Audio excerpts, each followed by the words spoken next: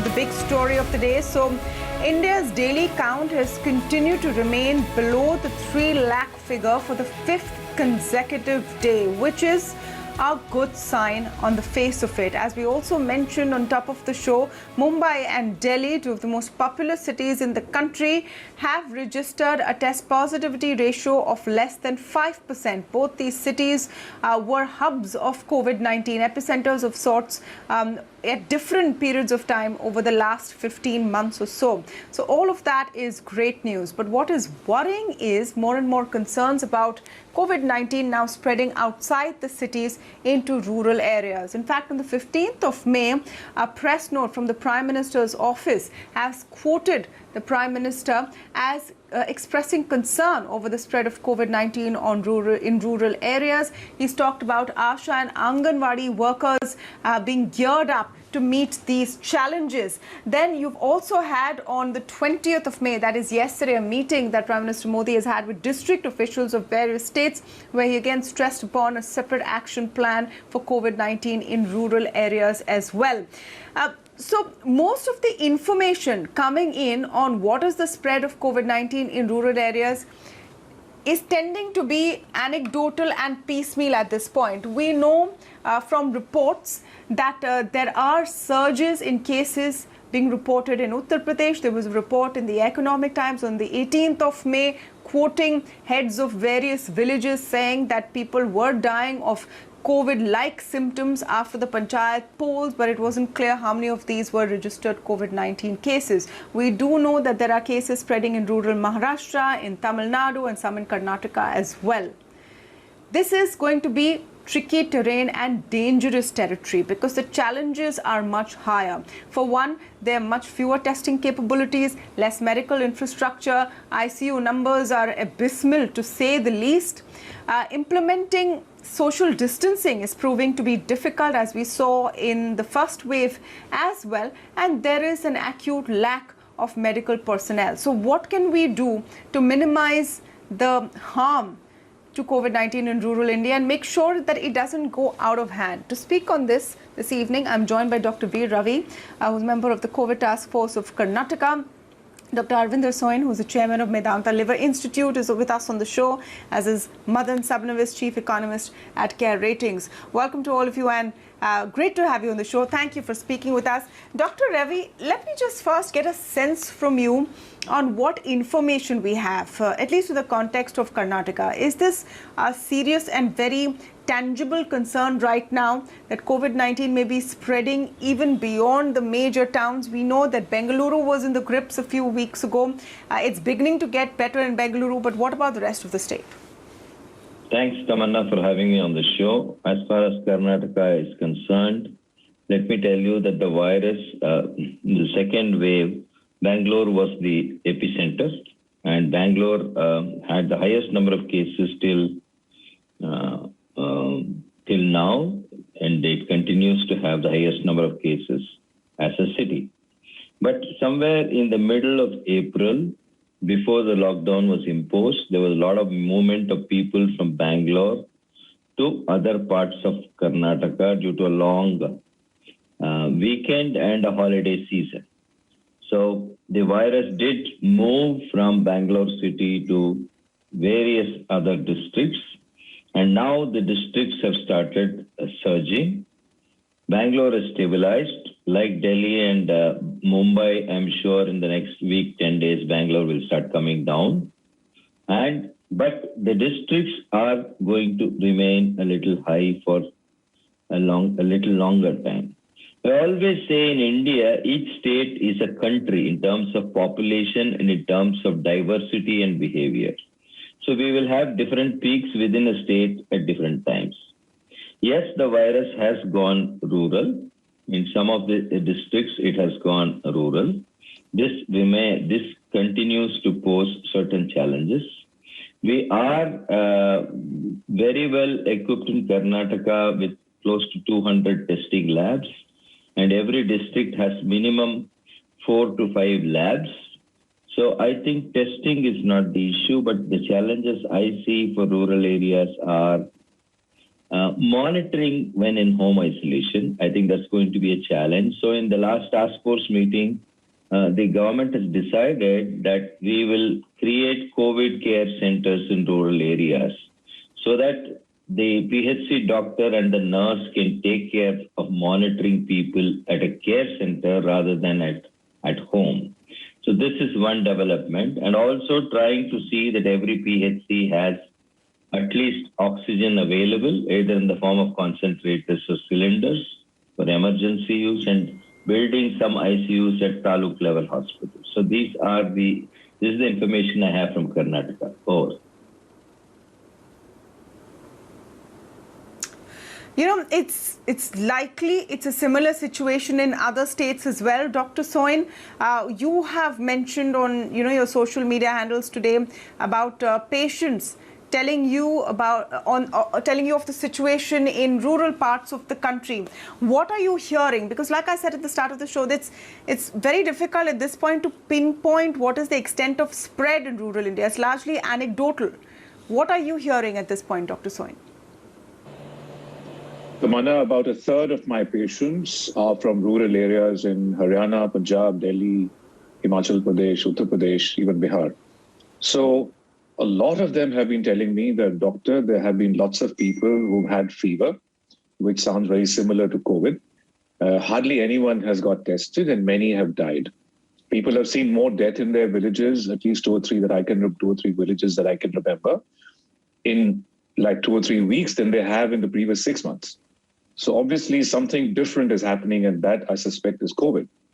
And I'm afraid that the urban numbers, which are reflected in the surges that we see, the climb in the wave and the decline in the wave that we are now seeing, probably do not account for majority of the rural population. That's what I fear, because there's hardly any testing there, and the awareness levels are pretty low even now.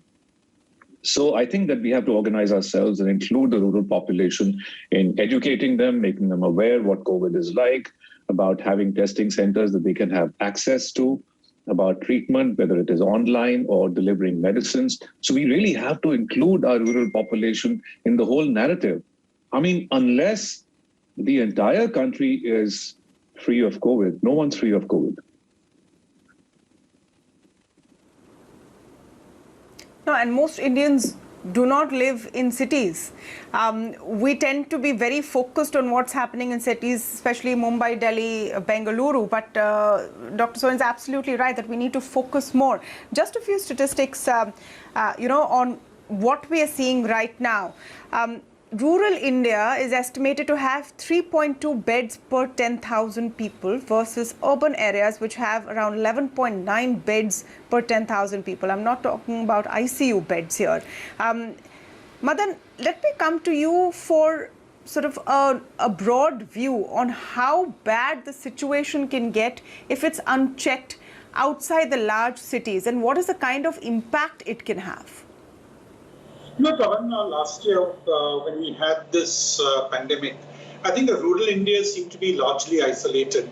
And we had counted on the rural growth story to sort of drive the economy forward. And to a certain extent, this particular storyline did play out after the months of October, November, given the fact that we had a good monsoon.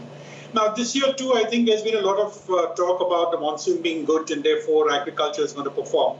But this is where I think the problem arises, that with the infiltration of the pandemic, of the virus into the rural areas, my sense is that the rural economy is going to get affected.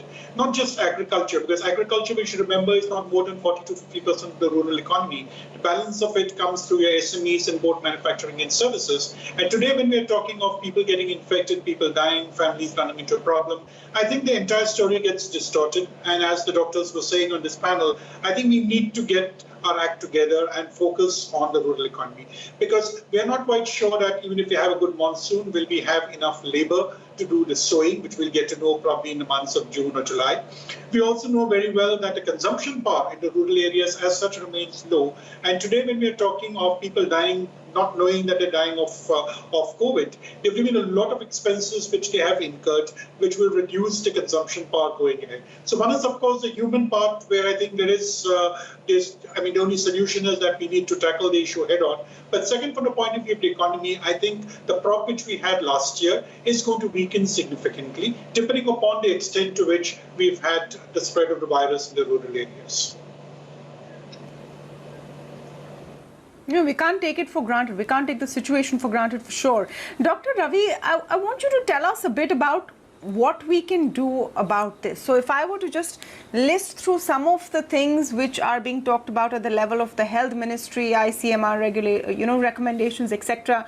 One is the COVID care centers that you mentioned, where people who need to be isolated are brought to the COVID care centers. The other big buzzword is telemedicine.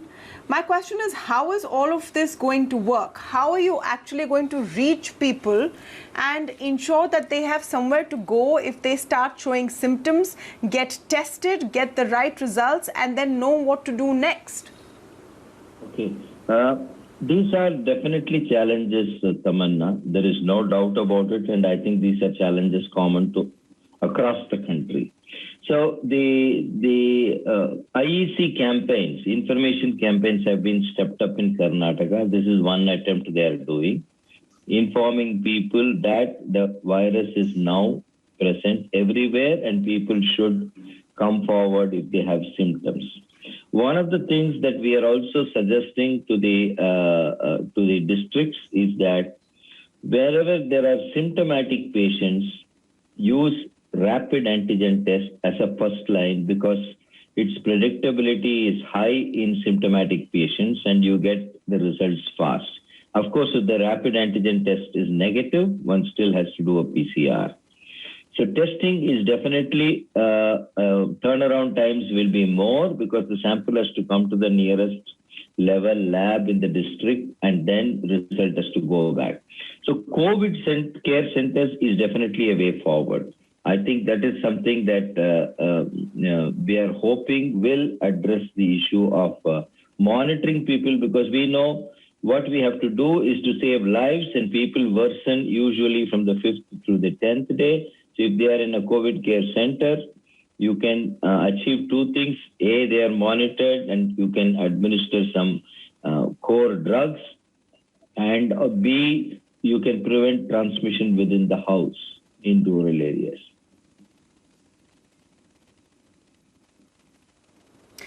Dr. Soin, part of the plan is, as Dr. Ravi mentioned, using rapid antigen tests. So at least you have quick turnaround. You don't have to wait to go to labs, which may not be close by, not available, COVID care centers. But a lot of all of this, including door-to-door surveillance and testing, is dependent on the ASHA workers and the Anganwadi workers network.